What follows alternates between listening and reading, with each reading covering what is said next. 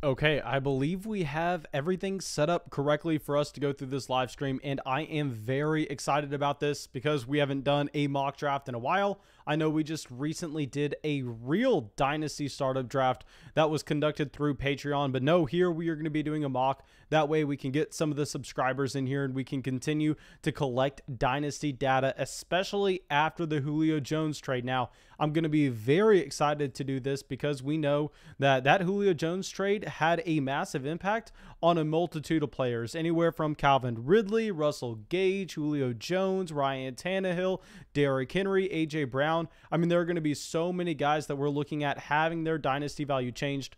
So I really think that this live stream should be able to help everyone out. And of course, guys, if you are watching this as a video later on, or you got that notification and you are a part of Notification Gang, go down there, drop that like. Let's try to get this live stream / this video, whenever you're watching this, over 300 likes in the first 24 hours. That would be absolutely massive. I mean, literally nobody does the amount of work that we do with Dynasty Fantasy Football content. But Jaylen, I see you in the chat, my man, saying he is back in Austin, Texas. Man, if you have time, come hop in this mock draft with us, my dude. Guys, Jaylen was all the way in the Bahamas coming out to the video premieres and had a great time there. So I'm happy that you're back in Austin. But anyway, let me grab that link now. If y'all are new to a premiere, which I'm sure that we don't have too many new people out here, we will give you a quick rundown on how we do all of these mock drafts, anywhere from rookie mock drafts, redraft mock drafts, dynasty mock drafts, and how we fill these. Essentially, what you have to do is, if you want your spot guaranteed, shoot me a DM over there on Patreon. And of course, usually we have 1 to 2 spots left after everybody over there on Patreon gets into the mock draft.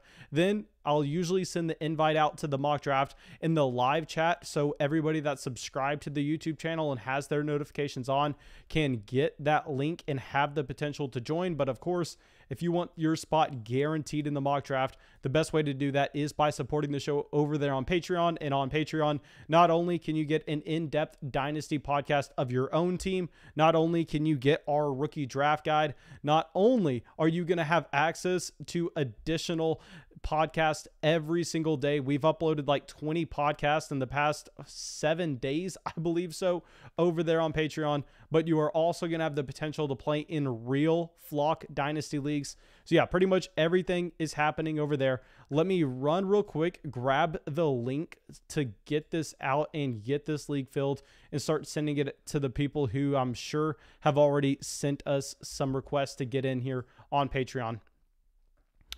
Okay, so Jaylen just got you out. And real quick, while we wait, guys, please just give me a couple minutes to make sure that everybody over there gets their priority spot. Let me go through and just kind of look at what's going on in the chat real quick.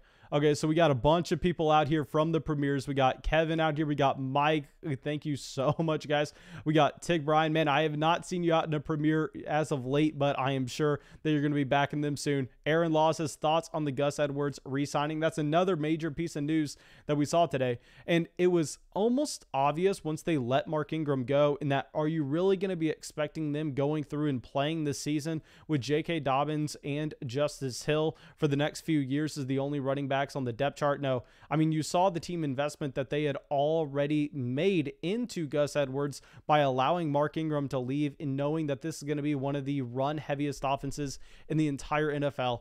So I think it was kind of obvious that they were going to be bringing Gus Edwards back. But yeah, no, this definitely has an impact on a J.K. Dobbins, because you see the contract that they decided to give Gus Edwards, and that doesn't say that he is going to be just a backup running back. That looks like he is actually going to have a role on this offense as well.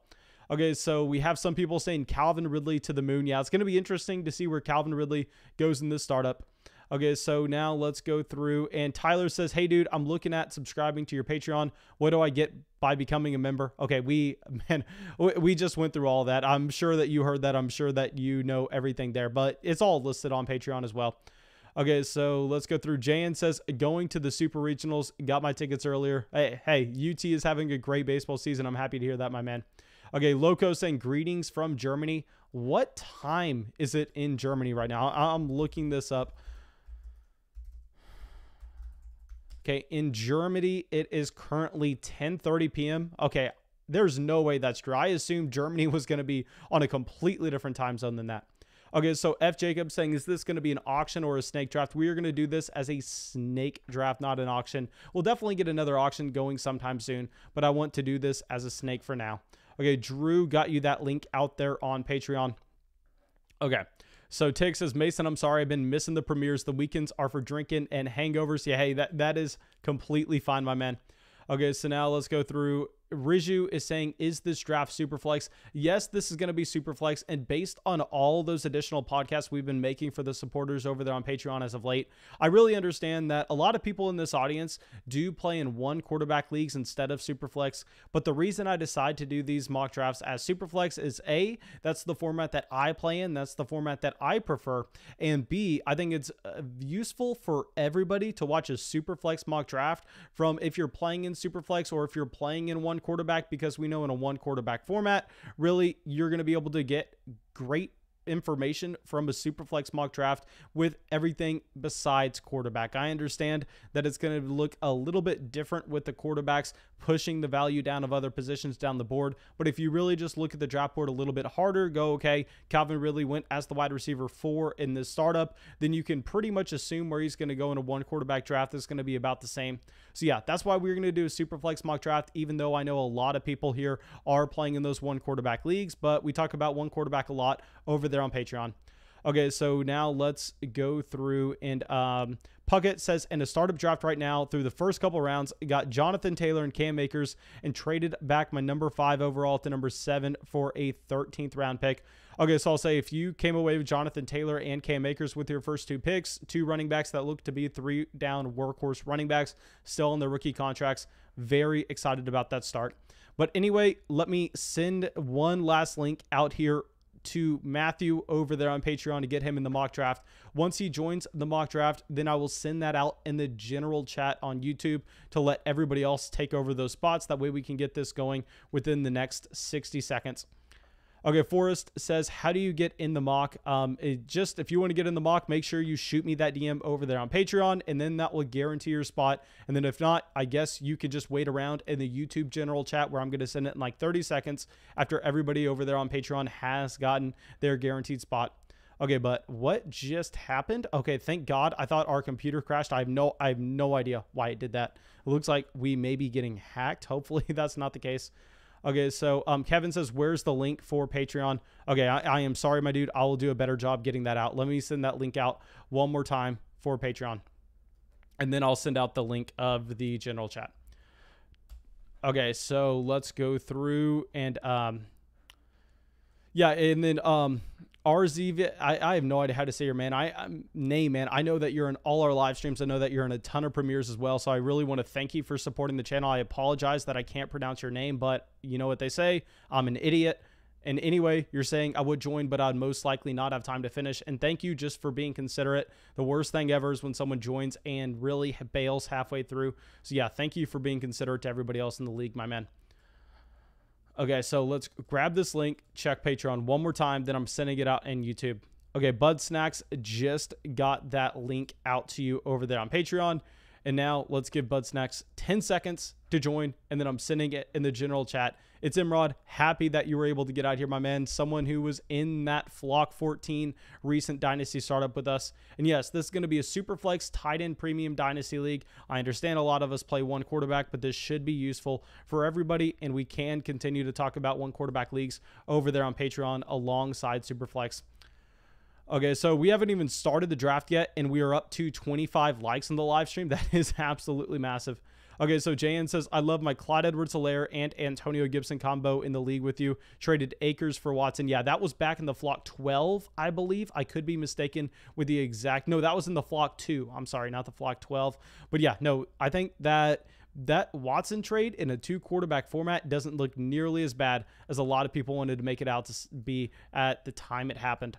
Okay, but that should be it. We gave Bud Snacks a good opportunity to get in. Let me send out that link in the general chat. So go through, hit that link, guys. Join this mock draft, and we will get this underway in about 10 seconds. I'm sure it's going to happen any day now. I'm sorry, not any day now, any second now. Okay, so here we have a question. Traded Alvin Kamara for Aaron Jones, Mike Evans, and 2 future first-round picks. Thoughts? Are you playing with children? I mean, how are you going to pull off that trade? How are you going to be moving Alvin Kamara for about the equivalent of 5 future firsts? Because you can make the argument that the combination of Aaron Jones and Mike Evans are worth 3 future firsts, and you also get 2 additional on top of that. I mean, that is a fantastic move. It doesn't matter if you're a rebuilding team. It doesn't matter if you're a contending team. That is great. But anyway, it looks like we are full now. So let me pull up this mock draft, make sure that everybody is on the screen. Okay, that looks good enough, and let's get this started. I'm going to be drafting from the 106, just so we're in the middle of the draft and we can continue to commentate throughout the entire thing. Okay, so yeah, we are up. Mahomes goes off the board at the 101. That's something that should happen in every single mock. I know that we had Christian McCaffrey go off at the 101 a few mock drafts ago, but I really don't agree with that selection. I think you have to make it Mahomes, given the not only his ceiling that you're going to be looking at over the foreseeable future, but also his very high floor with his job security, and as well just what you're going to be expecting from a pocket passing quarterback, not necessarily falling off anytime soon. But it looks like we have that quarterback run to start us off. Mahomes, Kyler Murray, and Josh Allen before Christian McCaffrey goes off the board here at the 104. So let me know what y'all think about this. Let me know what y'all think about going with that elite running back early versus the elite quarterback. But we are going to be up and facing that same decision in 2 picks. I think we probably already know that where we are going to be going. And anyway, I see Imran in the chat says, just finished reading the draft guide. Very well written, man. I was super impressed. Thank you, and I am very sorry for everyone over there on Patreon that was patient with me in getting out that rookie draft guide.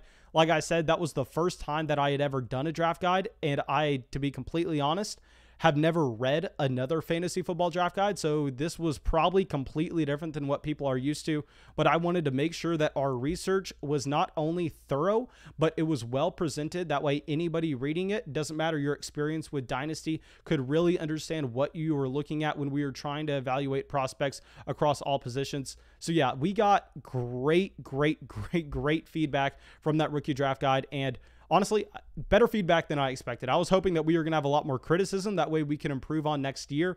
But yeah, no, I'm very excited about what y'all were saying. And here we are going to be getting Saquon Barkley at the 106. Here, essentially, when you conduct enough of these mock drafts, when you've participated in, I believe I've already done 7 real Dynasty startups this offseason, and we are going to be doing much more as the offseason progresses. I really like to lean with those running backs early compared to the quarterbacks, even in a Superflex league. That is to say, when you have those guys you're really excited about at the top. That's when you have a McCaffrey, when you have a Barkley, when you have a Taylor available. That's when I'm going to be leaning with those running backs, willing to take the 3-down guy. And in the case of Saquon Barkley or Jonathan Taylor, not only are they workhorse running backs, but they're workhorse running backs on their rookie contracts that we have seen the production before. So that is why I really want to go in that way. And Jaylen just makes a pick that we did not expect at all. Jaylen famously punts the quarterback position in these drafts, and he decides to go with Dak Prescott at the 108. So it's going to be interesting to see how his team looks after we get done with this draft compared to what it usually does. Okay. So Kevin says Kyler was a quarterback 1 almost every week last year. Was he not? I don't necessarily have that knowledge off the top of my head. I know that Kyler Murray did finish as the quarterback 3 in points per game. I believe, actually, no, I'm sorry, the quarterback 2 in points per game if you take out the Dak Prescott beginning of the season, because he obviously did not finish that. Okay, but here, that is a quick turn. You have Dalvin Cook, Trevor Lawrence, and Cam Akers all going off the board. And I know a lot of people are going to be viewing this mock draft wondering why a wide receiver has not been drafted yet. But simply stated, I mean, you're going to see the pool at running back and quarterback dry up way before wide receiver. So I am definitely a fan of making sure you get those 3-down running backs that are still young while you can, and those cornerstone quarterback assets in a Superflex format. So this is how I think it should be. I know a lot of people don't agree with that, which is completely fine, but I definitely prefer going with the running back value given how deep the wide receiver position is.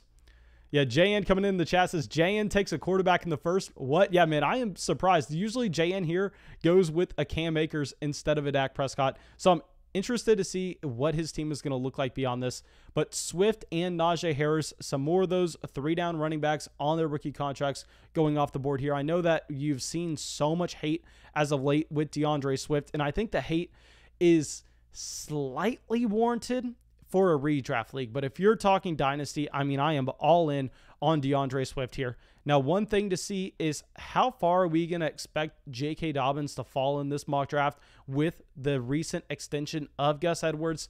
I don't think it's going to be far, but it is something that I want to keep track of. Okay.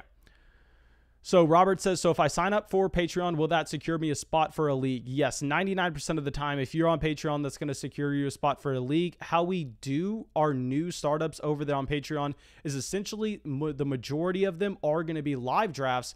And what I'll do is I'll send out an announcement on Patreon going, hey, we have this new league getting kicked off Monday. The first 11 people to DM me that have not already been in a startup draft this offseason with us, they are going to be getting the spots in the league. We always do that, giving the priority to the new people. That way we can make sure everybody gets at least one league in. So yes, I don't want to say 100%, but 99.9999% of the time, yes, you are. Unless you're not available anytime that we draft. It's essentially going to be on you whether or not you get in or not.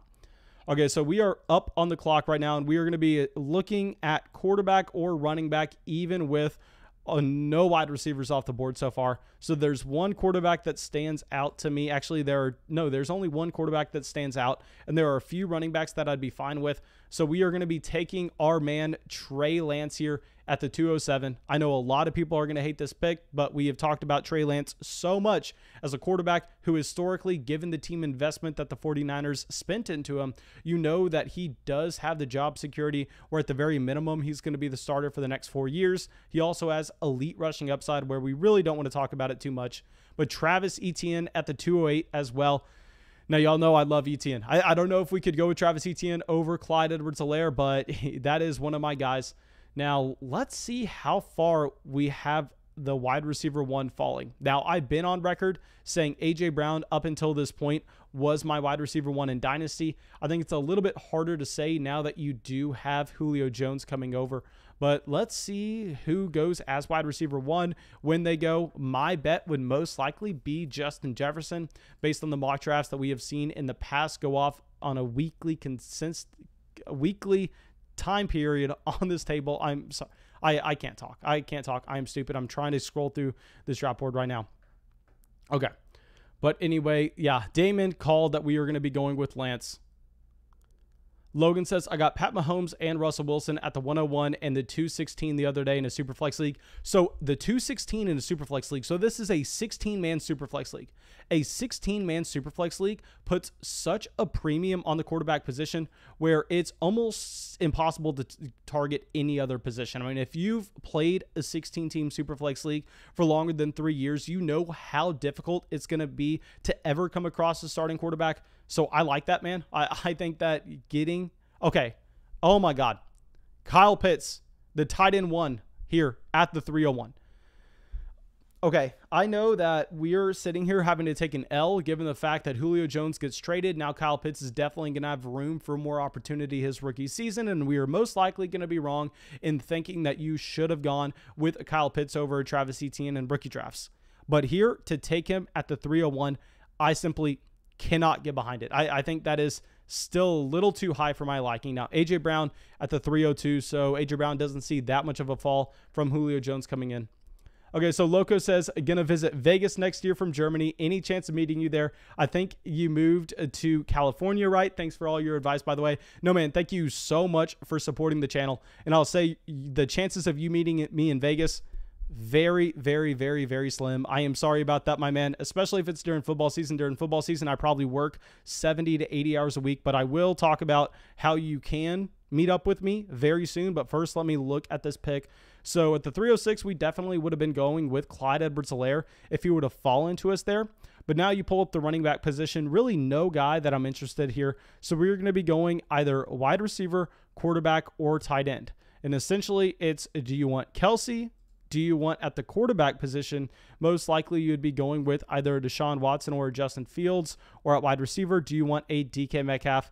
Given the depth of the other positions, given the recent research we've done on what you're expecting from a tight end, where they are drafted, I think we are most likely going to be going Travis Kelce here, getting a very balanced start, getting a running back who I believe can be the running back 1 overall, getting a quarterback that I think has an elite floor and ceiling combination, and also getting Travis Kelce, presumably the tight end 1 for this upcoming season. I know that he's 31 years old. I know that the runway with him is not as long as you would expect with the George Kittle, but I would have taken George Kittle if he was there, but we didn't get the opportunity. So we're going to be taking Travis Kelce in a tight end premium format.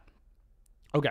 But anyway, so like I was saying, no, you can't meet me in Vegas. I am sorry about that. But if anybody is in Texas and wants to meet up in Texas, we are doing an official flock meetup June 19th at 6 p.m. That's going to be in Austin, Texas at Jester King Brewery.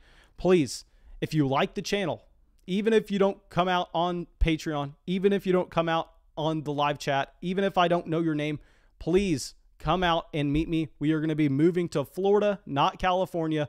So please, this is the only shot that we're going to have at a Texas Flock meetup, June 19th, 6 p.m. If you have the opportunity to go, please do so.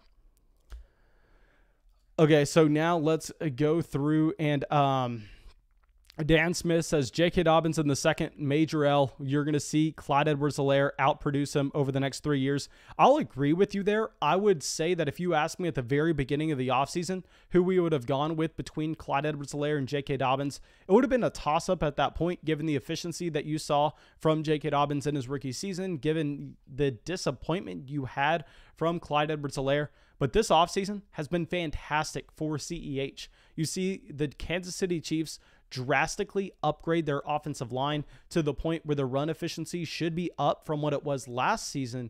And also you see J.K. Dobbins have a pretty poor offseason, in my opinion. They give Gus Edwards that extension. They lose pieces of their own offensive line. And at the same time, they bring in wide receivers who presumably maybe will change this offense to a little bit more of a pass-happy offense. So I agree with you. I think Clyde Edwards-Helaire is an easy answer over J.K. Dobbins at this point of the offseason, even though at the very beginning, maybe it would be a little bit different. Okay, Vega Genesis coming out says, first time joining the live stream. I'm hyped. Very happy to have you out here, my man. Please let me know if you're subscribed to the channel and have notifications on, and YouTube, for whatever reason, just now sent you this the first time. Or if you're subscribed to the channel, maybe don't have notifications and just came on YouTube at the right time. Okay, but anyway, let's go through them. I'm sorry that we keep pausing over there and toggling off the screen.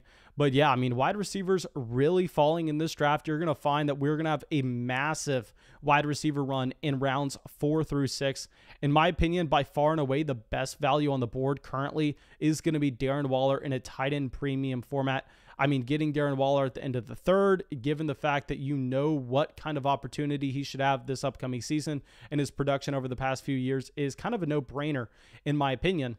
But yeah, I mean, running backs are being soaked up at the moment. And let me point out this David Montgomery and Javonte Williams back-to-back selection here. We actually got this question in the Patreon chat earlier today, what running back you would prefer between Javonte and David Montgomery.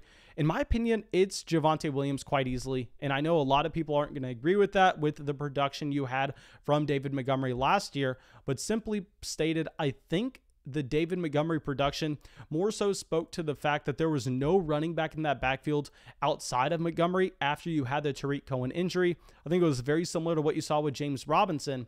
Well, now you have Tariq Cohen coming back. You have Damien Williams there as well. I think there are going to be running backs to take touches away from Montgomery, who will definitely still be the lead running back in Chicago. I'm not arguing that at all. But if you look at the splits, which we did research into, you'll find that David Montgomery actually over tripled his receiving totals once Tariq Cohen tore his ACL, if you're looking at the splits with and without Cohen. So given that fact, I think the production for David Montgomery should drastically go down this upcoming year. I would prefer investing into the running back with the better prospect profile, who's only 21 years old, in Javonte Williams. And I understand the situation's a little gross there, but I would argue that it's not much better in Chicago. But Justin Fields going off at the 402 here. Now, y'all know I've been on record saying that Justin Fields is overvalued in rookie drafts, but but we were saying that back when people were taking Justin Fields at the 102 in rookie drafts. I mean, we were saying that when he was almost consensus ahead of Trey Lance. We were saying that when people were taking him over Najee Harris and Travis Etienne. But no, here, Justin Fields at the beginning of the 4th, I think that's actually very good value. I recently drafted him in that same range. I think actually at that same exact pick in the most recent Flock Patreon Dynasty startup. So yeah, I mean, we can definitely say Justin Fields was overvalued previously this offseason, but the price has come down to such a degree where now I think you're completely fine if you're drafting him at the beginning of the 4th.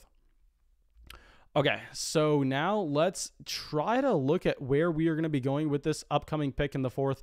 So we can really go any direction that we want on this team. We have an elite running back. We have an elite quarterback. We have the elite tight end in Travis Kelce. So if we are going best available at quarterback, I mean, you have Jalen Hertz, Aaron Rodgers, Deshaun Watson, Tua, Matthew Stafford, Zach Wilson, and Ryan Tannehill pretty much as one large tier of quarterbacks. Then at running back, you have Aaron Jones, Austin Eckler, Miles Sanders. I'm not including Josh Jacobs in this. I'm going to be very low on Jacobs compared to consensus.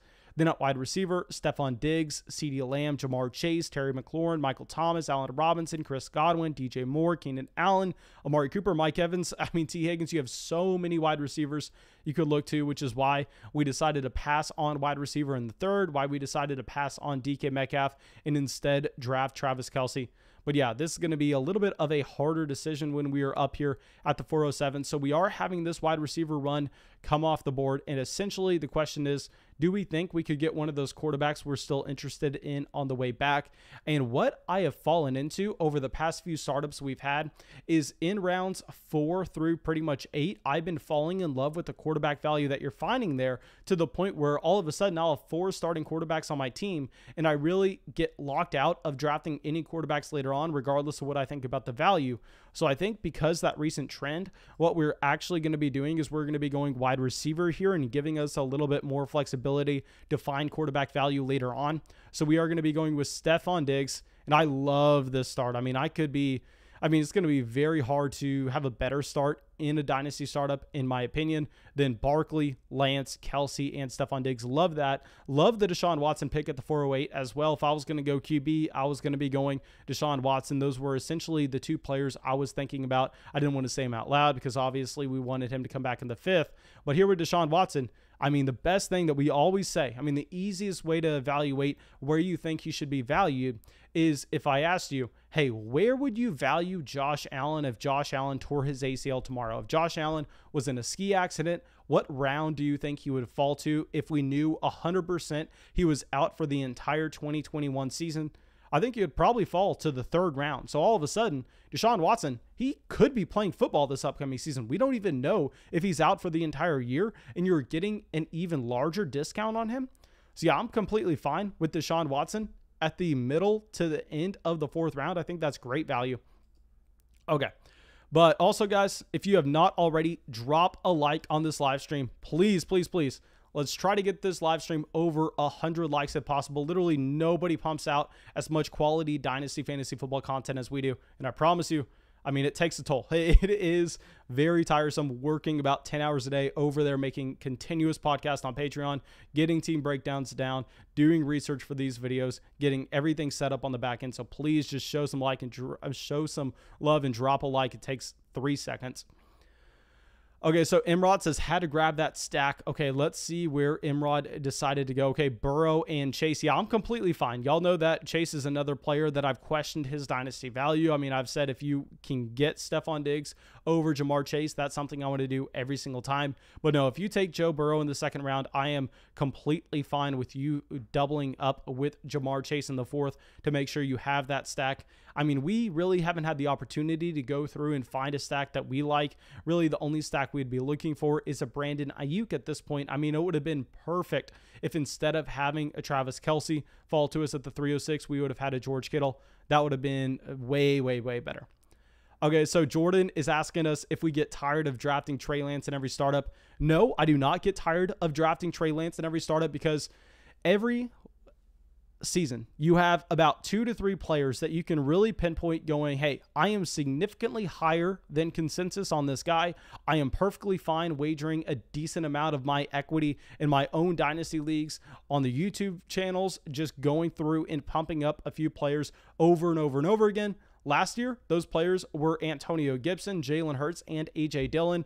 I think based on us smashing Jalen Hurts and Antonio Gibson, it worked out quite well for us, especially if you were listening and you ended up selling A.J. Dillon for a first-round pick when we advised you to way back at the beginning of the offseason. So yeah, no, I am perfectly fine continuing to go through and draft the same players over and over and over again, because I want people to associate Trey Lance, Travis Etienne with the Flock brand, because I know these players are going to smash compared to consensus. And here, Ryan Tannehill goes off at the 504. I would have loved Ryan Tannehill at the 506. But we don't have that opportunity, and essentially, oh my gosh, I don't want to do this, but I think we may have to. Okay, so the problem is we are at such a flat tier with wide receiver. I'd feel comfortable with who we are going to be getting on the way back. I think we go Miles Sanders here. I know it's gross, but here with Miles Sanders, you're looking at a running back that has been a 3-down guy in the past. You know that he has that profile coming out of Penn State. He also was in the 2019 NFL draft class, so he still has a few more years left on that rookie contract. So he's fallen quite a bit this offseason for good reason. But here I'm going to be taking Miles Sanders at the 506. I mean, compared to the value of a guy like a David Montgomery at the 309, I love that Miles Sanders pick. Very excited about that. Okay, so Vega saying, is Mahomes and Tyreek the best stack in Dynasty startups? If you're talking about just the raw expected point output, then sure, you can call Mahomes and Tyreek the best stack, because if you go through, you can make the argument that maybe Stephon Diggs, Josh Allen, but they're all going to be in the same range. I would argue, though, that when you're targeting stacks, it may not necessarily be the best idea just to target the most expensive ones. I think maybe it would be a little bit of a better idea to try to target the stacks at a discount, understanding that if those players do hit their 90th percentile outcome, all of a sudden you're loaded up with league winners. I mean, like here, if you see Matthew Stafford going at the 501, and then later on, just say at the end of the 8th round, you end up seeing a Robert Woods, probably a little bit before that, probably would be at the beginning of the 7th, and then the end of the 8th, you possibly see a Cooper Kupp. I mean, that's a stack that I would really like to get at a discount. Obviously, it's going to be a little bit harder when you are picking at the end and you don't necessarily have that flexibility to go through and try to stay balanced like you have when you're in the middle. Okay, but please let me know what y'all think of that Miles Sanders selection at the 506. I know we have said this about our last 3 draft picks, and it's kind of annoying at this point, but legitimately our pick, if we would have not gone with Miles Sanders, would have been a Tua Tagovailoa. I love what Imrod has decided to do here with this team. Get that stud running back, go through, get those quarterbacks at a discount, as well as the wide receivers. I don't think Jamar Chase was necessarily at a discount, but here, when you're stacking him with a guy like Joe Burrow, it makes a ton of sense. Okay, Butthead saying, I traded Amari and James Robinson for DJ Moore and Trey Sermon. Did I win? Yes, sir, you won. I know a lot of people are going to be saying that they would prefer having the James Robinson side, but I'm viewing James Robinson as a running back that at this point is going to have a small role to start the season where you can be putting him in your starting lineup. But beyond that, I'm going to be viewing him more so as a Jamal Williams type, where sure, he's getting touches every single week, but he's not getting any of the valuable touches. He's not getting any of the targets out of the backfield. He's possibly not going to be getting usage at the goal line. So what does that make him? That makes him a running back that has a very low ceiling in any week that you're going to have Travis Etienne playing, with a combined very low floor. So yeah, I'm completely fine moving out on James Robinson at a discount price. And I know it sucks because he was such a good asset last year, but he's almost completely dead. Okay, now Ayuk here at the 601. I would have really liked to get Brandon Ayuk coming back to us at the 607. That way we could have gotten that stack with the Trey Lance, but looks like we are going to be having a difficult time finding stacks now, especially when we haven't had another wide receiver drafted. And obviously we can't go get Josh Allen. We can't go get Patrick Mahomes, as they would complete the stacks with Kelsey and Diggs. Maybe we can get a little bit more creative later on. Okay, also we hit 55 likes in the live stream. That is absolutely massive. Thank you, my dudes, for going down there and dropping that like. Okay, so now we are going to be up on the clock very soon. Okay, I was hoping that we could have got Jalen Hurts, but it looks like Jalen Hurts went way before this range even. Okay, so at running back, nobody I'm really interested in. Wide receiver, there are a few players. I mean, you are about to see that drop off in tiers, but simply wide receiver just isn't necessarily a priority, but we are balanced across all the other positions.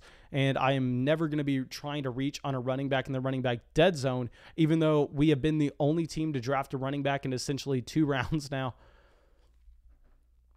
Okay, so now Talon's saying Stafford will be very efficient like Ryan Tannehill. I don't know if he'll be as efficient as Ryan Tannehill has been over the past few years, but you're looking at Matthew Stafford, and you can most likely assume that he's going to have more passing volume than Tannehill, so he doesn't even need to be as efficient. Okay, so Justin saying, I traded Derrick Henry and Laviska Shenault for Travis Etienne, Stephon Diggs in a future first. Good trade, or did I sell too low? Man, that is a fantastic trade. I would rather have Travis Etienne than Derrick Henry in Dynasty, and I know that sounds crazy, but I stand by that wholeheartedly, understanding that Travis Etienne checks every single box that you need to have a running back 1 for in Dynasty. He's someone that was just drafted in the first round, so he has presumably 5 years left on that contract if you include the team option. So yeah, no, I love that trade. Literally, it can't get any better. Okay, so here we're at an interesting spot in that the quarterback position, in my opinion, is about to see a significant fall off after you have Aaron Rodgers go off the board. So I think we take Rodgers here. We really don't think twice about it, but it sucks that we're not going to be able to get another stack anytime soon because obviously Devontae Adams already off the board, and I am not the biggest fan of either Amari Rodgers or Robert Tonyan. But here we're going to be taking Rodgers and not really thinking twice about it at the 607. I really like that value. Okay. So let's go through fantasy takes with LA. Where do you get your research material from when doing research on players? Essentially, literally, you can just look up historical trends. You can look up you can look up college. Let me try to reset. Here, sportsreference.com literally has every stat that you could ever want. It's that simple. I mean, obviously, you go through and you have your own little hypothesis on what you think could be a decent strategy. Like if you're referring to the tight end video that we just did a significant amount of research on this past day, we did everything from Sports Reference in terms of, actually, no, we didn't do that one from Sports Reference. We did that one from fantasydata.com, I believe. I believe that's where we found the ADP data as well as the historical points per game. So sorry, I'm all over the place. That was kind of an off the wall question.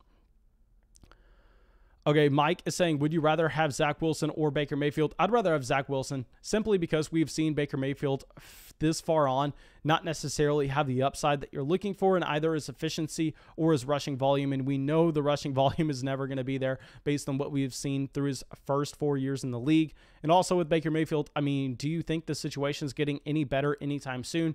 I mean, do you think you're going to have Anthony Schwartz all of a sudden coming in and making this one of the better passing offenses in the NFL? No, I'd rather take the upside with Zach Wilson, understanding that Zach Wilson going at number 2 overall guarantees him 4 years as a starting quarterback in the NFL as well. So he also has that high floor. So yeah, Zach Wilson, in my opinion, over Baker Mayfield. Not really going to think twice about that one. Okay, so Jerry Jeudy going off at the 701. That is interesting that you have Cooper Kupp going before Robert Woods. I definitely would prefer Robert Woods, but I think this is back-to-back mock drafts where we have seen Cooper Kupp go as the top guy. So please, guys, let me know what y'all think about that. I mean, Robert Woods is my player in that situation.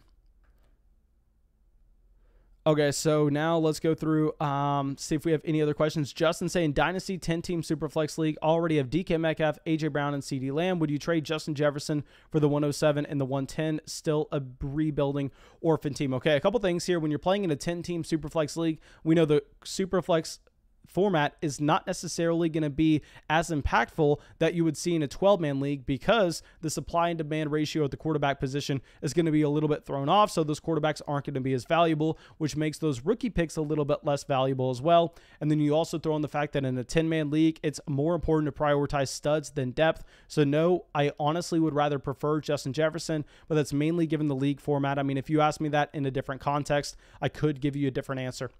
Okay, but we are back up on the clock. Okay, so really don't want to be going at either tight end or quarterback here. And obviously at tight end, you don't necessarily have a guy that stands out once you have Noah Fant, Hawkinson, and Andrews all off the board. Running back, Yeah, no, I'm not going to be taking running backs hardly ever in rounds 5, 6, 7. I know we took Miles Sanders in round 5, but I believe that was just a massive value that we couldn't pass up on. So now here in the middle of the 7th round, we are faced with an interesting decision point. I think we may go with a pick that surprises a lot of people. Actually, we're not going to do that. What we are going to do is we are going to quote unquote get our guy, a player that we haven't had in so many drafts. I know that this is a homer pick based on our own Dynasty ownership percentages, but Juju Smith-Schuster going to be my guy there at the 706. Not recommending anybody else do that, but that's a player that I have sunk cost into. And every once in a while, I got to pay him his respects, draft him, and I don't think that's a massive reach at the 706. Okay, JN says, thoughts on stacking too much with one team. The only time you really cross the line stacking on one team is if you kind of make a bet that you're going in on a passing offense. Like say you go over to Minnesota, you go, hey, I think Kirk Cousins is going to have a surprising amount of volume this year. You draft Kirk Cousins, you draft Adam Thielen and Justin Jefferson. Then possibly I don't want to be investing into Dalvin Cook at the very top of the draft, because at that point you're essentially going, hey, this offense is going to turn into the Kansas City Chiefs. And I think at that point, you're most likely making a losing bet. Rather, if you're betting into an offense and you're just continuing to stack those pass catching options with a pocket passing quarterback, that if you're drafting a quarterback, you're essentially betting on the high passing volume. Like if you go back to the Los Angeles Rams scenario, like if you take Matthew Stafford, Cooper Kupp, Robert Woods, and Tyler Higbee, honestly, I don't even mind that, because you're making a bet that Matthew Stafford's going to lead the NFL in passing, which is entirely possible. And if that happens, presumably all those players are going to be at a value for where they were drafted.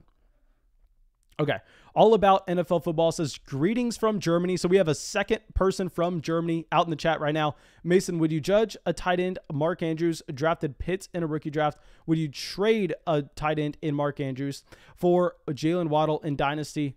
So essentially here you're asking Andrews or Jaylen Waddle in Dynasty, and you clarified that this is a 10-man league. And this is something that we dive into way more over there on Patreon, is really talking about how league formats dictate what kind of players you want to be targeting and how you want to be constructing your roster. Because the little known secret about Dynasty is that is the number one way you get an advantage over your league mates. Way more important than your actual player evaluation is going to be how you construct your roster given the league format. And in a 10-man league, a player like Jaylen Waddle is going to be worth a lot less than a 12-man league, because that is a depth wide receiver piece that you're looking at as a guy that you're most likely going to be using as a flex option. And simply, there are going to be more wide receivers available in a 10-man league, devaluing those depth wide receivers to the point I would prefer having the tight end that presumably is making your starting lineup every single week. So if it's a 12-man league there, I still probably prefer Andrews, but it's closer. But in a 10-man league, it's going to be Andrews and not even close at all. Okay, so now let's go through and let's try to see who we are going to be taking with this upcoming pick. We've had a massive run at wide receiver, and really they leave us absolutely nobody. I mean, maybe we go with the Terrace Marshall and Odell Beckham Jr. I mean, you could go Deebo Samuel to get the stack with Trey Lance, but honestly, I don't like Deebo at all. And when you take Trey Lance, you really don't need the stack, because you're essentially betting that he is also going to provide a ton of rushing production. So here, I think people are probably not going to love this pick. I know people aren't going to like this pick. We just made a video kind of clowning on his long-term job security. But I think we go Odell. I'm sorry I'm quiet here, guys. I'm just kind of thinking about this. At some point, these get a little bit... Actually, no. What we're going to do is we're going to take our third quarterback. We're going to be stacking Saquon Barkley with Daniel Jones, making a bet that you're going to have Daniel Jones elevating the overall productivity of the New York Giants offense. And really, there were no wide receivers I love in that range, and I'm fine taking Daniel Jones as our third quarterback in a Superflex league. You've seen the rushing production be there before. If he can get back to that rushing production, if you can see Kenny Golladay, Kadarius Toney, Saquon Barkley all coming back into the offense and elevating the overall offense, I think Daniel Jones isn't going to be a horrendous pick there in the middle of the 8th.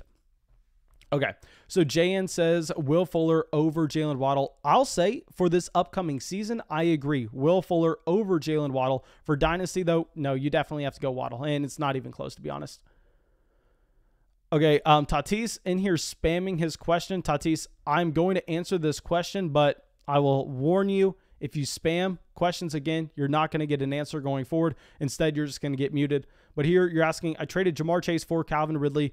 Win, fair, or lose? Man, you smashed that trade. I mean, I would prefer Calvin Ridley over Jamar Chase in Dynasty, even with the age difference, and it's not even remotely close. I mean, great trade. It doesn't matter if this was before, after the Julio Jones trade. I would have gone through, and I would have liked it regardless. That is fantastic, my man. Okay, so Harrison says, just traded Daniel Jones in a future first for Russell Wilson in a 10-man Superflex league. Yeah, there you go, Russell Wilson. I mean, I know I just drafted Daniel Jones. I know we just talked about why he could be an intriguing option at a buy low price. But no, if you can add a first-round pick to him and you can get up to Russell Wilson, a blue-chip player that you're going to be able to build as a cornerstone with your Dynasty team, yeah, no, there you go, Russell Wilson. Okay, so let's see if we have any players that are dropping, in my opinion. Let's see if we think any more quarterbacks are going to be going off the board anytime soon. Okay, here you have Downs, I don't even know how to say that. I'm very sorry. Downs Seth UT. I don't know. But anyway, he has yet to select a quarterback. Alvin Kamara, Najee Harris, and David Montgomery to start the draft. I would have really liked that start if instead of going with the David Montgomery, you double down with the rookie running back and going Javonte Williams. But this possibly looks like a weird build halfway between a contending team, halfway between a rebuilding team. So I definitely would have preferred Javonte Williams over David Montgomery to give you a little bit more flexibility going forward, but can't knock that too much. It's just going to be interesting where you see the quarterbacks go off the board from here, because you have a team here with Rogue, who has one quarterback. You have The Rock with one quarterback. Then you have Jaylen with one quarterback as well. Jaylen with his classic Antonio Gibson in the second round. Jaylen always going after his man, Gibson. And then outside of that, here I will say Downs the Hut, if that's his name. I would advise not necessarily drafting a quarterback here at the 909 unless you want to double tap, because you see all these teams at the end already have two quarterbacks, so they're a little less likely to be going with the guy at the end of the 9th, the beginning of the 10th. But yeah, it's going to be interesting to see what he does at QB. Okay, Aaron says it's down set Hut. Okay, I'm sorry, guys. Like I said, I am stupid. I've said that a million times before. I can't read. I'm illiterate. So yeah, down set Hut. I am so sorry. Okay, Dan Smith says traded Devonta Smith in his Superflex, 3 wide receiver, 2 running back. Okay, what did you trade Devonta Smith for? Okay, Justin says, hey, Mason, I traded Zach Moss away today for a future 5th and a 2nd. Let me know your thoughts. I have Akers and Clyde Edwards-Helaire as my running back 1 and running back 2. I'll say a future 5th round pick in Dynasty is literally meaningless. I mean, it is not worth a single penny, but getting a future 2nd back for Zach Moss is something I like. Now, y'all know Zach Moss, a prospect I didn't necessarily like coming into the NFL draft because he doesn't profile to be someone catching passes. He profiles to be someone getting usage at the goal line. And the problem with drafting a goal line running back for the team in Buffalo is the fact that you're going to have Josh Allen vulturing so many of those touchdowns at the goal line, very similar to what you had with Cam Newton way back in the day with Carolina. Okay, so here, okay, I think we kind of go rogue a little bit. There's one wide receiver that I'd be looking at in this range. Actually, because we have to start 3 wide receivers in this league, I think you do have to give the wide receivers a slight bump compared to the running backs. If this was a start 2 running backs, 2 wide receivers, 2 flex, there you would prioritize the running back position slightly more, and there we possibly would go with our highest ranked running back. But no, here I think we actually go with the wide receiver, and there are 2 guys that are extremely close, so I'm going to go with the guy that I know would not make it back to us. We're going to be drafting Curtis Samuel here at the end of the 9th. And yeah, please, guys, let me know what y'all think of our start so far of going with Trey Lance, Aaron Rodgers, and Daniel Jones as our quarterbacks. We have Saquon Barkley and Miles Sanders as our running backs. At wide receiver, Stephon Diggs, Juju Smith-Schuster, and Curtis Samuel. But please, guys, let me know what you think of that start. And I will say these QBs down here in the 8th round are fantastic values. I mean, to the point where I need to take note of this going forward. I need to stop drafting quarterbacks in the 2nd round here. I mean, if we would have started this team out, just say getting a Clyde Edwards-Helaire here in the middle of the 2nd instead, I definitely would like it way more, even if I like Trey Lance more than Clyde Edwards-Helaire. I mean, the value that you're getting here with a Kirk Cousins, a Sam Darnold, a Mac Jones, a Daniel Jones, even a Carson Wentz, I mean, I think it actually makes a lot more sense just to wait until the very end. Now, Downset Hut has that quarterback run happen right before him. So let's see where he decides to go. I mean, the only quarterbacks left available. He goes Jameis Winston. Please let me know if we have any Saints fans in here. Let me know if y'all think that you're actually going to be seeing Jameis Winston as the starting quarterback for the New Orleans Saints through an entire 17-game season this upcoming year. But no, Terrace Marshall goes here at the 9-10. So Terrace Marshall was the wide receiver I was considering alongside Curtis Samuel based on ADP. I thought there was a decent shot that Terrace Marshall actually made it back to us and Curtis Samuel didn't. So yeah, if we knew Marshall was going to go, maybe we would take that pick back, but it was worth the shot regardless. Okay, Imrod says, thoughts on my start? Yeah, let me check this out real quick. Okay, so where is Imrod? Right here. Okay, so Taylor in the first, love that pick. Burrow in the second, really like it. Metcalf in the third, that's where I would have gone if I didn't go with Travis Kelce. Chase in the fourth, I like it given the stack. I mean, if you're talking Jamar Chase versus Stephon Diggs in Dynasty, I prefer having Diggs, but once you already draft Joe Burrow, I do like going and making that correlated bet. Now, Tua in the fifth, who else was available at this point? Yeah, Tua was definitely the best quarterback available at the time. Mike Evans in the sixth. It's either going to be Mike Evans or Keenan Allen for me with that pick. Jaylen Waddle in the seventh. Honestly, I would prefer going Chark over Waddle, even though I know Waddle is most likely going to go higher in the majority of drafts. Elijah Moore in the eighth. I'm fine with Elijah Moore in the eighth. It's essentially, would you rather? Actually, no. Yeah, I think Elijah Moore in the eighth is fine. Love Mac Jones in the ninth. So yeah, Imrod, I think that I don't want to like sound like an ass or anything, but I think this is definitely better than the majority of the mock drafts you've done. I really like this team. I think it's one of the best teams in the league. And you know I'm not saying that because I'm trying to dog on some of the other mock drafts that you've done in the past, but no, this one is very solid. Okay, Justin says, what are your thoughts on the Jalen Hertz pick at the 410 / overall dynasty outlook on Hertz? I actually just talked about Jalen Hertz in depth on a recent podcast we did over on Patreon. But essentially with Jalen Hertz, you're looking at him as a guy that does have the elite upside. If he hits his 90th percentile outcome, he could be a Lamar Jackson light from 2019. If you look at his final season of rushing at Oklahoma in 2019. Side note, I actually got to watch Jalen Hertz play live during that season. He absolutely crushed my University of Texas Longhorns alongside CeeDee Lamb. But yeah, I mean, if he hits that rushing upside, which he showed in the small sample that he started at the end of last year in a 4-point passing touchdown league, I really like Jalen Hertz, especially at this range. I'll say Ryan Tannehill is definitely going to be a much safer bet, but I don't think he has the same type of upside that you're going to find with the Jalen Hertz in a 4-point passing touchdown league. Okay, so let's see what we are going to be going with in a few picks from here. There's one player that kind of stands out from the rest at the running back position. Let me see what we are looking at with wide receiver. Wide receiver, it's all kind of the same in my opinion. Hunter Henry goes off the board. Yeah, honestly, I'm not even interested in any of those tight ends. We only have 2 running backs on this team. Here we are going to be taking Mike Davis. I understand that Mike Davis is a play solely just for 2021. And I've heard some people saying that the Julio Jones trade is going to help Mike Davis. I will say that doesn't make sense at all. I mean, you're going to expect the overall production of Atlanta going down, even if you expect Mike Davis to get a few more targets out of the backfield. It's not going to outweigh the loss of production and efficiency from the offense. So in my opinion, Mike Davis does get hurt from the Julio Jones trade. But at the end of the day, he is someone that you can consistently start given the projected workload this upcoming season. Okay, guys, I see we have passed 75 likes on the live stream. We are so close to 100 likes on the stream. Please, if you have not done so already, go down there, drop a like on the stream. We've been growing as one of the, if not the fastest growing Dynasty Fantasy Football channels on YouTube. So please drop that like and help us out.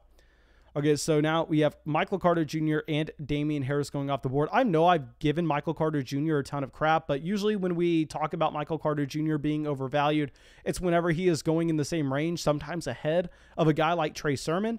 So no, if you're getting him down here at this discount, I think that's a completely fair price on Michael Carter Jr. I think I would actually prefer having Michael Carter Jr. over Tony Pollard and Zach Moss. I don't think Mike Davis, even though that could be arguable. So yeah, Michael Carter Jr., I actually really like that pick, even though I know that we've kind of talked crap about it in the past. Okay, so this Ronald Jones pick was an auto selection, but that team does only have 1 running back. So honestly, he would have been looking at running back regardless. So I'm not going to fix that auto. So if it does do a wacky pick and here in the 11th round, I will go through and manually change it, but I don't think we have to at this time. All About Football says, you saw Sam Ehlinger live. Is he the backup for the injury-prone Wentz in Indy, or is it simply a Longhorn at the sideline? Okay, yeah, guys, I've seen Sam Ehlinger live a significant amount of times. I mean, we went through, and I had him as our starting quarterback at the University of Texas all 4 years I was here. The easiest way I can sum up Sam Ehlinger, and I think Jaylen in the live chat will agree with me here. He's probably even seen him play more than I have. Sam Ehlinger, a very good college quarterback, does not have what it takes to be an NFL quarterback. Please, please, please. And this is coming from someone who literally saw him walking on campus probably more than 10 times. This is someone that rooted for him for the past 4 years, and I have not drafted him in a single Dynasty league. I will say that. Justin Stone saying, appreciate all the insights, Mason. Couldn't have more respect for all the work you put into the channel and the feedback you give to the subscribers/Patreons. Thank you so much for coming out here. Thank you so much for always being out in these live streams, my dude. It really, really helps the channel. And even if y'all aren't supporting the channel on Patreon, I mean, just being out in the live stream, interacting with me, it definitely makes my day better whenever I can see that we have 160 people all in here talking, having a good time. I mean, that makes me feel really, really good. So thank you, my dudes, for all coming out. Even if you're not supporting the show on Patreon, you are definitely making my life better, and you are definitely supporting the channel just by leaving likes, just by leaving comments, and just by being subscribed to the channel. Okay, so Mario says, I'm playing in a tight end premium Superflex league. We play with 3 running backs, and I need to pick a running back. Who would you prefer as the 3rd running back in a startup? Tony Pollard, Devin Singletary, or David Johnson? I would definitely go Tony Pollard. I understand that he's not necessarily going to have the median projection on a week-to-week basis when Ezekiel Elliott's healthy that the other 2 guys would. But if you're talking about best-case scenario for each player, I mean, there is a path for Tony Pollard to turn into a low-end running back 1, high-end running back 2 in fantasy, and it simply doesn't exist with Devin Singletary or with the other guy you mentioned in David Johnson. Okay, so now we are back up on the clock in the middle of the 11th round. And here, let's see what we have done so far. Okay, we've taken 3 running backs, 3 wide receivers. Okay, we definitely need to go wide receiver here.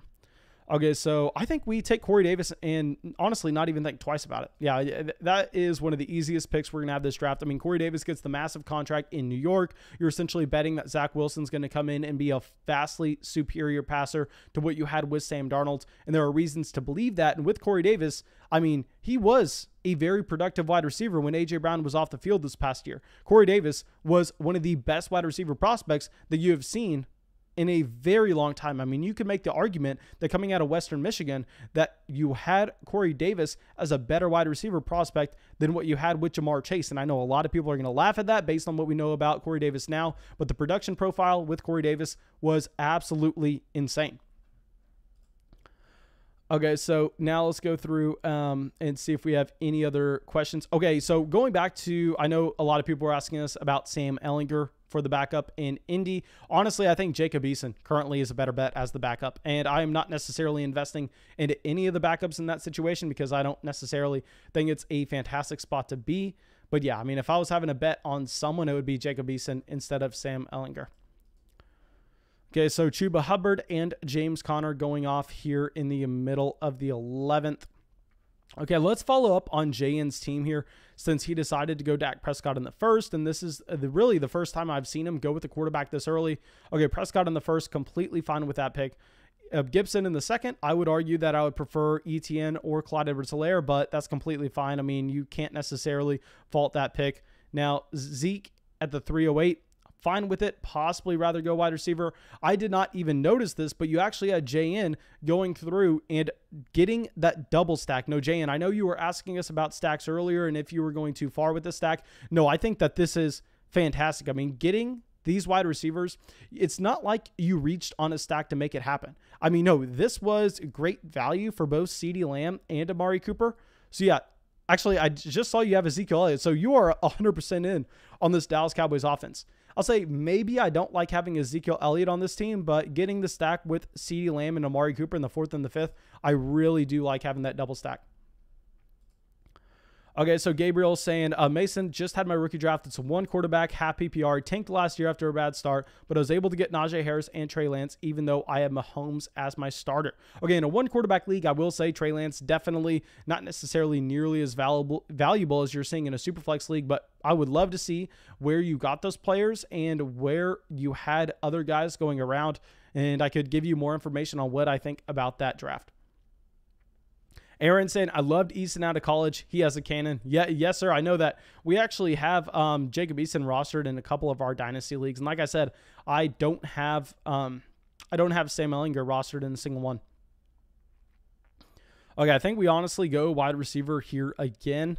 Now, the actual wide receiver we go with is going to be up for debate. There's one guy that stands out, in my opinion. Hopefully, he falls to us. Running back, A.J. Dillon and Darrell Henderson and Kenyon Drake. Honestly, all three of those running backs, I really like those picks. Outside of that, no guys that stand out. Maybe you take a Raheem Mostert. If it was a different format, we could look at Raheem Mostert. But I think given the fact that we only have 4 wide receivers and this is a must-start 3 wide receiver league, you also have 2 additional flex spots. Here, I think that it would be best. And if we were drafting in a real league, we'd be going wide receiver here. So that's what we should be doing in a mock. So let's go wide receiver, and we are going to be taking Henry Ruggs. Now, here with Henry Ruggs, we kind of did an in-depth breakdown of this on a video the other day, but essentially the reason why I think I would prefer having Henry Ruggs over a Jalen Reagor this year is because with Henry Ruggs, the situation has gotten better from last season. You have Nelson Aguilar gone. You presumably have more targets available for Henry Ruggs. And in the exact opposite case, in Philadelphia, the situation has gotten worse for Jalen Reagor. I mean, they bring in one of the top wide receivers in the draft this past season with Devonta Smith. Also, you transition over to a run-first quarterback. So all of a sudden, I mean, you had 2 wide receivers that were going in similar ranges in rookie drafts back in 2020, have 2 completely different off seasons, yet somehow Jalen Reagor is worth more. That makes literally no sense to me. I mean, I prefer Henry Ruggs there in the middle of the 12th. Okay, so Keith is saying Superflex trade. I got Saquon for Clyde Edwards-Helaire, A.J. Dillon, and a future first. Now I have CMC, Lamar, and Saquon. Thoughts, did I give up too much to get this through? Honestly, can you please give me some more info on this? Like, tell me how many starters that you actually have to start every week. Please let me know how many teams are going to be in the league, because that's close enough. I want to say my initial thought is I would prefer having Clyde Edwards-Helaire a first and A.J. Dillon, but if it's an extremely shallow format, yeah, there you can just go ahead and pay up for Saquon Barkley. But please let me know some more information about that league. Okay, but we are going to be up on the clock very soon here. Okay, so we are, and let's see where we have gone. Okay, so we have 3 running backs on this roster. We have 5 wide receivers, 3 quarterbacks, and we have Travis Kelce. So when you take Travis Kelce, honestly, you don't even need to take a second tight end until you get down into the 17th, 18th rounds. If it's the best value on the board, we'll take it. But I don't think you really have to make that pressure pick. Okay, so here, wide receiver.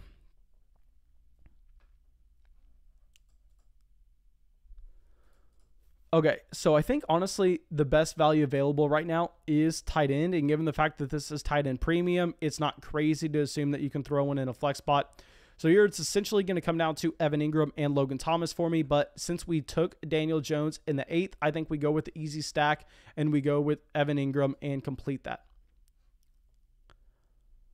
Okay, so All About Football says, I already subscribed to your channel, and now you took me to the next step as advancing as a Patreon. You earned this with the great content again and again. Man, thank you so much for supporting the show over there on Patreon. I mean, we continue to grow that Patreon community extremely fast. And once you join over there on Patreon, please shoot me a DM as fast as you can. And then just make sure you reach out to me. Say, hey, Mason, I just joined. I would really like a Dynasty team breakdown. Then I can give you instructions on how to send me screenshots of your Dynasty team. And I can make a personalized podcast talking about exactly what I think about your league format, how I would be trying to optimize my roster, and by suggesting some different trades that you can make, or possibly by optimizing the bench spots you are allocating. Okay, but thank you so much, my man, for supporting the show on Patreon. That is absolutely massive. Okay, Kevin says, I was sniped to death with this draft. LOL, it was fun. Thanks, Mason. No, man, thank you so much for coming out to all the premieres. Thank you for coming out and joining this live draft. And also, I'm happy to hear that you survived fixing the roof of your shed. So yeah, guys, Kevin, this past weekend had to fix the roof of his shed. He said it was like 100 degrees over there. So I thought he was going to die, but he made it. And also, looks like we are going to be wrapping this up. Let me go through and scroll out this little picture. That way everybody can get a decent view of this live draft.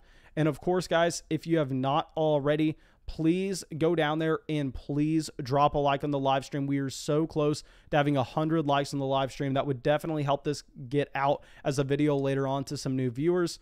So yeah, I believe that should be it for everybody wanting to go through and getting a screenshot But I don't think I have anything else. It looks like this camera is extremely fuzzy. I hope it wasn't like that the entire time.